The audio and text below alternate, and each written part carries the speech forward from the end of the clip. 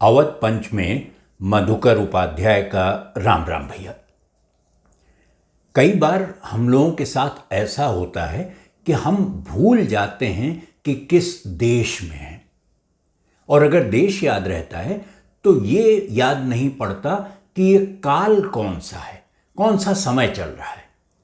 और अगर देश और काल दोनों किसी को याद रहे तो बहुत मुमकिन है कि वो पात्र कौन से हैं ये जहन से उतर जाए, दिमाग में चढ़े ही न। और यही समस्या हमारी सबसे बड़ी समस्या है कि हम देश, काल और पात्र से परे होकर सोचते हैं किसी देश, किसी काल की बात को आज के काल में, आज के समय में उसी तरह लागू कर देना चाहते हैं। जैसे मुरादाबाद में हुआ, एक 10वां घाट है वहाँ, उस पर जो घटना हुई है मैं उसका जिक्र करूँगा, लेकिन थोड़ा सा रुक कर। मामला ये है कि 10वां घाट में, और ये रामलीला का मौसम चल रहा है, हर जगह जगह जगह अलग अलग शहरों में छोटे बड़े अपने हिसाब से लोग रामलीला का आयोजन करते हैं। और रामलीलाएं कोई ऐसा नहीं है कि अभी हाल फिलहाल शुरू हुई हैं, और जब से रामराज्य आने की लोगों के मन में ये बिठा दिया गया है कि वो उतर ही रहा है, बस पहुंचने ही वाला है रामराज्य, तब से रामलीलाओं पर जोर कुछ ज़्यादा बढ़ गया है। बुरा हो कोरोना का कि उसने रामलीला देखने वालों की संख्या सीमित कर दी या लगभग शून्य कर दी, लेकिन रामलीला पर उससे कोई असर नहीं पड़ा। तो यही मुरादाबाद में हो रहा था। 10वां घाट की जो रामलीला है वो मशहूर है, हमेशा हर साल होती है, और हर साल उसके लिए बंदोबस्त किया जाता है। जो प्रशासन है, जो वहाँ के हुक्म हाकिम हैं, वो इंतज़ाम कर देते हैं कि रामलीला सुचारू रूप से संपन्न हो। तो रामलीला कमेटी वालों ने एक चिट्ठी लिख दी वहाँ और कह दिया कि सब रामलीला फलां से फलां तारीख तक होने वाली है, और इसके लिए हमको थोड़ी सी बिजली की ज़रूरत पड़ेगी, तो बिजली की व्यवस्था जो बिजली विभाग है वो कर दे। और ख़त उन्होंने लिखा वहाँ के डिस्ट्रिक्ट कलेक्टर को, डीएम को लिख दिया। अब वो चिट्ठी वहाँ से डीएम के यहाँ से किसी और मेज़ पर गई और घूमते फिरते किसी तरह वो बिजली विभाग तक पहुँची। चिट्ठी तो पहुँची, लेकिन जो कमेटी थी उसका कहना था कि बिजली नहीं पहुँची।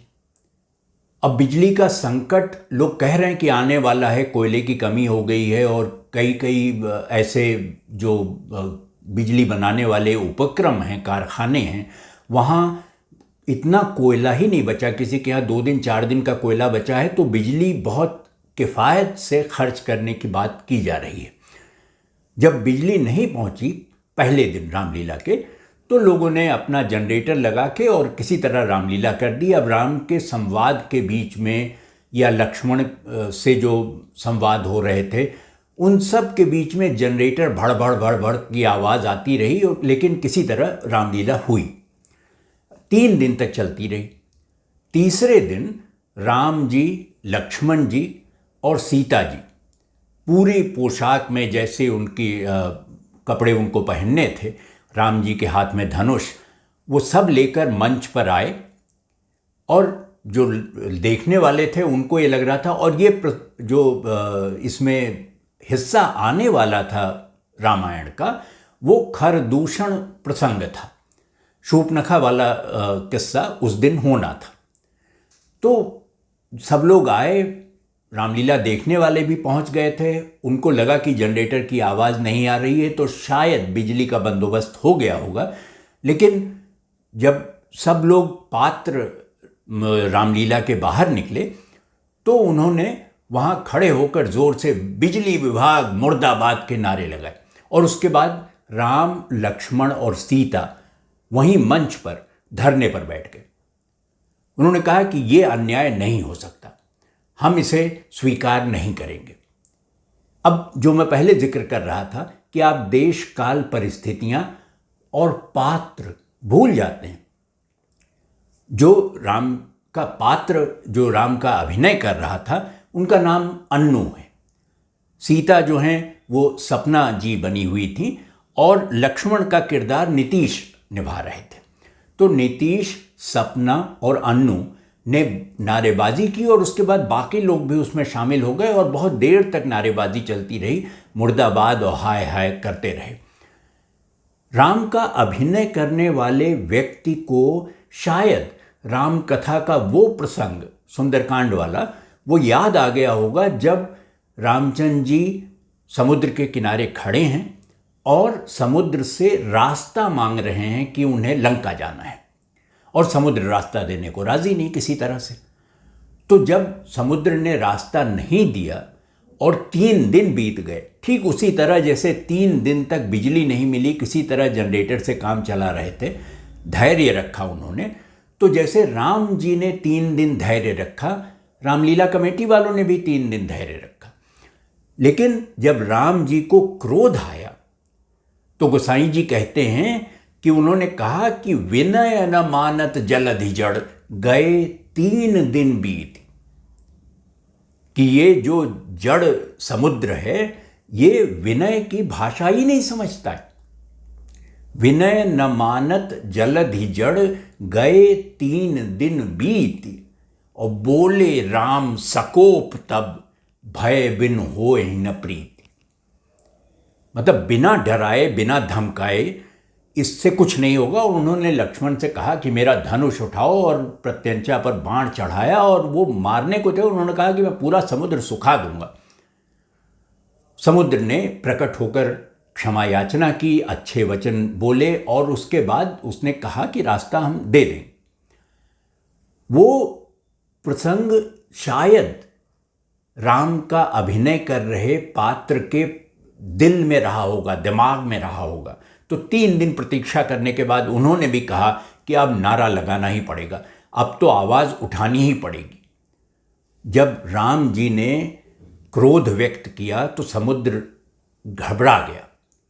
लेकिन जब रामलीला कमेटी के राम, लक्ष्मण और सीता ने क्रोध व्यक्त किया, अपनी नाराज़गी धरने पर बैठकर जताई, तो कुछ नहीं हुआ।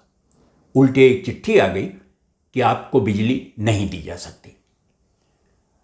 अब ये समस्या कितनी कठिन है या कितनी कठिन होने वाली है, और ऐसे समय में जहाँ सब राम के नाम पर ही होता है, उन्हीं के नाम पर सारी राजनीति, सारा सब कुछ किया धरा जाना है, उसमें रामलीला के लिए बिजली उपलब्ध नहीं है। और रामलीला ही क्यों, कहीं भी लोग कहते हैं कि किसी दिन कई हिस्से देश के अंधेरे में डूब सकते हैं, जिस तरह का बिजली का संकट आने वाला है। तो आप दोष डीएम को या ज़िला प्रशासन को क्यों दें? वो तो एहतियात बरत रहे हैं कि सब लोग अंधेरे में न चला जाए। रामलीला में थोड़े देर के लिए अंधेरा हो भी जाएगा तो उससे क्या फ़र्क पड़ेगा। अब हफीज़ बनारसी वो कहा करते थे कि ये देखिए कि ज़िंदगी जो है वो कोई अच्छी चीज़ है ही नहीं, वो तो वनवास है, उसमें तो कष्ट होना ही है। काया है तो कष्ट है, वो तो होता ही था, कहा ही गया है। गोसाई जी ने भी कहा देह धरे को दंड, कि शरीर आपने धारण किया है तो उसका कष्ट, उसका दंड तो भुगतना ही पड़ेगा। तो आप भी तैयार रहिए भुगतने के लिए, बिजली मिले चाहे न मिले। हफीज़ बनारसी का ये शेर सुन लीजिए, हो सकता है इससे थोड़ी मदद मिल जाए। वो कहते हैं कि एक सीता की रफ़ाकत है, एक सीता की रफ़ाकत है तो सब कुछ पास है। रफ़ाकत मतलब मेल जोल, साथ। अगर सीता साथ हैं तो सब कुछ पास में है।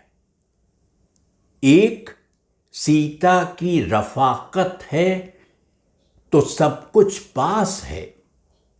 जिंदगी कहते हैं जिसको, राम का वनवास है। तो पता नहीं हम राम राज्य तो आएगा कि नहीं आएगा, राम का वनवास उससे पहले ना आ जाए। उजाला जब आएगा तब आएगा, अंधेरा कहीं हमारी नियति न बन जाए। इसलिए राम, लक्ष्मण और सीता को तो याद करिए, रामलीला का मंचन करिए, सब कुछ करिए, लेकिन ये सोच कर करिए कि देश कौन सा है, काल कौन सा है, पात्र कौन से हैं, किस पर असर होगा, किस पर नहीं होगा। तो आज अवध पंच में इतना ही। अगले अंक में भेंट होगी, तब किसी और विषय पर चर्चा करेंगे। तब तक आप अवध पंच देखते रहिए और हमें लिखिए awadhpanch@gmail.com पर। आपकी प्रतिक्रियाओं का स्वागत है। तो अगले अंक में आपसे भेंट हो, तब तक के लिए राम राम भैया।